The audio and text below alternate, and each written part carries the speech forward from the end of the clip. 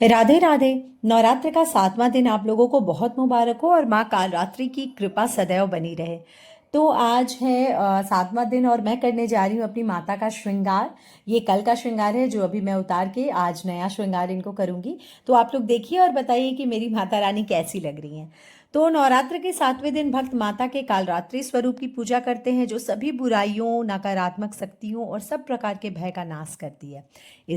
इस दिन माँ कालरात्रि के पवित्र कथा या फिर इनका पाठ सुनने से सभी बुराइयों या फिर बुरी शक्तियाँ दूर हो जाती हैं। तो इन्हें बुराई को खत्म करने वाली देवी माना जाता है और माँ कालरात्रि का रूप बहुत भयंकर है। उनका रंग बिल्कुल काला है, बाल बिखरे हुए हैं और 4 भुजाएं हैं। उनके हाथों में तलवार, लौह, अस्त्र, वरदान देने वाली मुद्रा और भय दूर करने वाली मुद्रा दिखाई देती है। वे गधे पर सवार हैं। मान्यता है कि इस दिन इनकी पूजा करने से जीवन में सभी नकारात्मकता और बुरी शक्तियां दूर हो जाती हैं और भक्तों के जीवन में सुरक्षा और शांति आती है। तो माँ कालरात्रि की व्रत कथा क्या है, इसको सुनते हैं। पौराणिक कथाओं के अनुसार राक्षस शुंभ और निशुंभ ने अपने साथी दैत्य चंड और मुंड और रक्त बीज की मदद से देवताओं को पराजित कर दिया था और तीनों लोकों पर अपना सत्ता स्थापित कर लिया था। इस अराजकता और अत्याचार से त्रस्त होकर इंद्र और अन्य देवताओं ने देवी दुर्गा से प्रार्थना की। तभी माता ने अपने उग्र स्वरूप देवी चामुंडा को धारण किया और दुष्टों का संहार किया। विशेष रूप से माता काली ने चंड और मुंड रक्त बीज का वध कर संपूर्ण जगत में शांति और संतुलन स्थापित किया। माँ काली देवी दुर्गा का सबसे उग्र रूप है। उन्हें नकारात्मक शक्तियों और बुरी ऊर्जा का नाश करने वाली देवी माना गया है। वे अपने भक्तों के जीवन से अंधकार और भय को दूर करती हैं और उन्हें सुरक्षा, साहस और मानसिक शांति प्रदान करती है। माँ कालरात्रि के उपासना के लाभ क्या हैं, इसको जानते हैं। माँ कालरात्रि के उपासना करने से न केवल भूत, प्रेत, दैत्य और राक्षस भयभीत होकर भाग जाते हैं, बल्कि ब्रह्मांड की सारी सिद्धियां भी प्राप्त होती हैं। उनकी कृपा से ग्रहों की बाधाएं कम हो जाती हैं, अग्नि और जल, जंतु और दुश्मनों से भय मुक्ति मिलती है। इस प्रकार माँ कालरात्रि अपने भक्तों के जीवन से सभी प्रकार के भय और नकारात्मकता को दूर कर उन्हें आशा, शक्ति और सुरक्षा का आशीर्वाद प्रदान करती हैं। तो यह थी माँ कालरात्रि की दिव्य कथा। तो आइए अब जानते हैं जो कि हमारा अगला अध्याय है, 11वां अध्याय दुर्गा सप्तशती का। हमने 10 अध्याय तक कल संपूर्ण पाठ कर लिया था, जिसका सारांश हमने जान लिया था। तो आज जानते हैं सप्तशती के 11वें अध्याय के बारे में।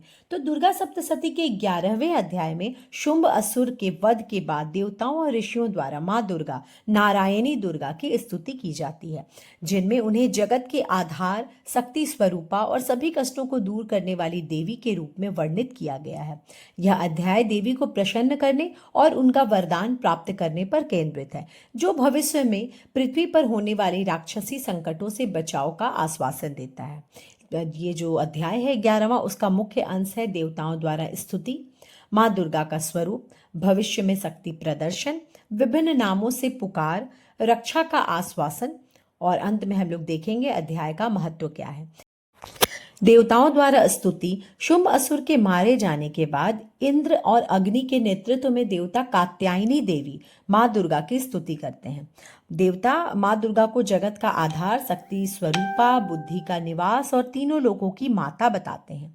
इस अध्याय में माँ देवी भविष्य में होने वाली राक्षसी विपत्तियों का वर्णन करती हैं, जैसे दुर्ग नामक महादैत्य का वध, हिमालय निवासी ऋषियों की रक्षा के लिए भीमा देवी के रूप में प्रकट होना और अरुण नामक असुर का संहार करने के लिए असंख्य भ्रमरों का रूप धारण करना। विभिन्न नामों से माता को पुकारा जाएगा, इसके बारे में माता बताती हैं।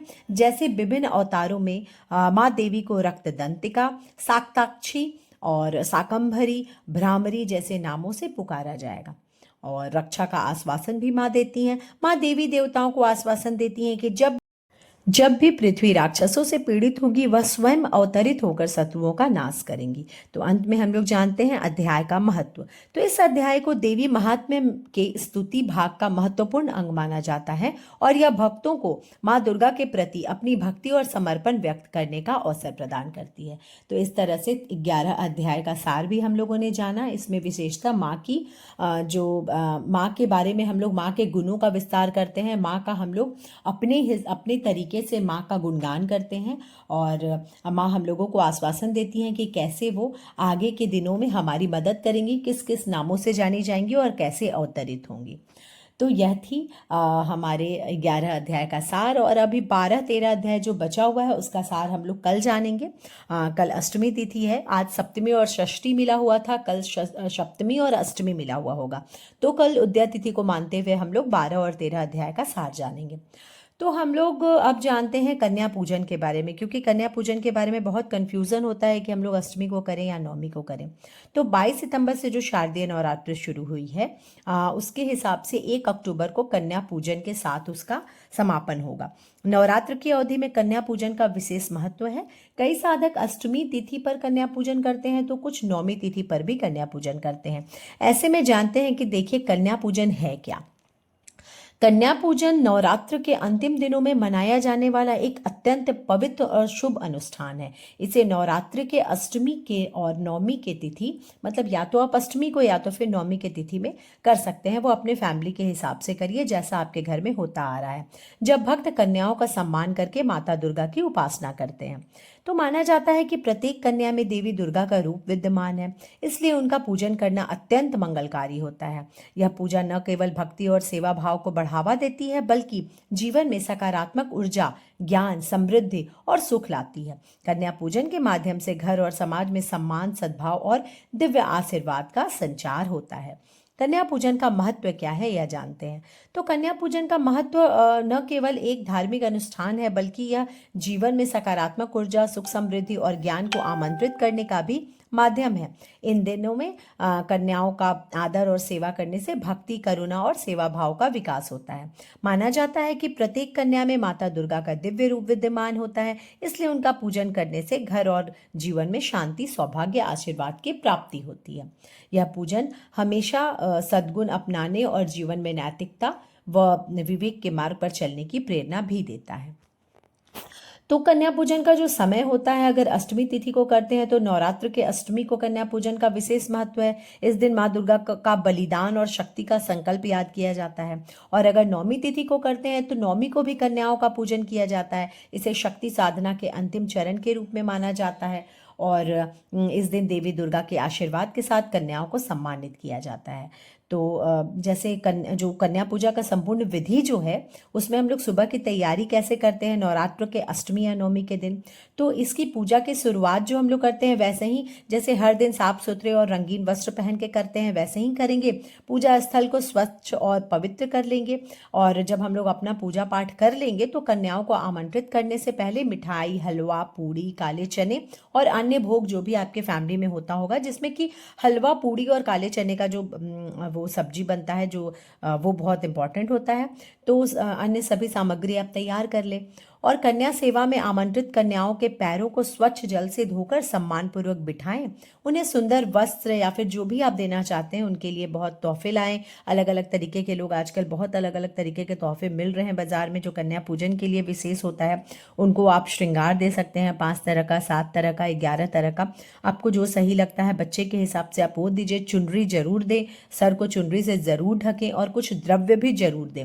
वो आप 11 रुपये, 5 रुपये, 21 रुपये, 101 रुपये, आप कितना भी दे सकते हैं, वो आपके हिसाब से है। उन्हें सुंदर वस्त्र उपहार में दे सकते हैं।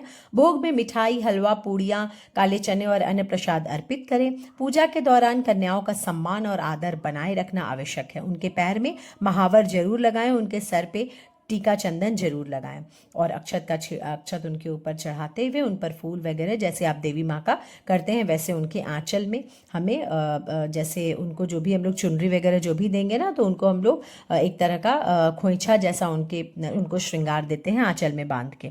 तो वो आप अपने अपने परिवार के हिसाब से कर लेंगे। और फिर अंत में आशीर्वाद और विदाई। तो पूजा के अंत में कन्याओं से विनम्रता और श्रद्धा के साथ आशीर्वाद ले। माता दुर्गा के मंत्रों का जाप करते हुए उनका स्मरण करें। सभी कन्याओं को दक्षिणा देकर सम्मानित करके विदा किया जाता है।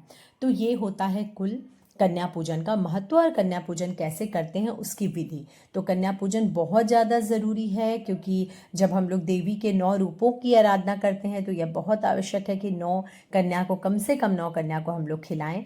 और हम लोग कंचिका जमाना भी इसको कहते हैं। और हम लोग जब वैष्णो देवी जाते हैं तो भी हम लोग माता के दर्शन के बाद कंचिका ज़रूर जमाते हैं। मतलब हम लोग जो भी वहाँ पे अवेलेबल हो पाता है, हम लोग वहाँ पे उन लोगों को द्रव्य हो गया या बिस्किट हो गया या फिर पूड़ी वगैरह अगर हम लोग इंतजाम कर सकते हैं तो हम लोग एक बार उन लोगों को जरूर खिलाते हैं। तो कन्या पूजन का बहुत ज़्यादा महत्व है। तो अब देखिए कि मेरी माता रानी कैसी लग रही हैं, बिल्कुल रेडी हो गई हैं। बहुत ही खूबसूरत इनका ग्रीन कलर का ये पोशाक है और हाथों में उनके पर्स भी बहुत प्यारा लग रहा है। आप लोग प्लीज़ कमेंट करके बताइएगा कि मेरी मैया कैसी दिख रही हैं और सबसे अच्छा किस दिन का श्रृंगार लगा। वैसे माता का अच्छा और बुरा बताना तो बहुत मुश्किल है, पर फिर भी आप लोग को कौन सा कलर माता पे बहुत खूबसूरत लगा, इस चीज़ का कमेंट ज़रूर करें। चलिए फिर मिलते हैं मेरे नेक्स्ट वीडियो में, तब तक के लिए राधे राधे।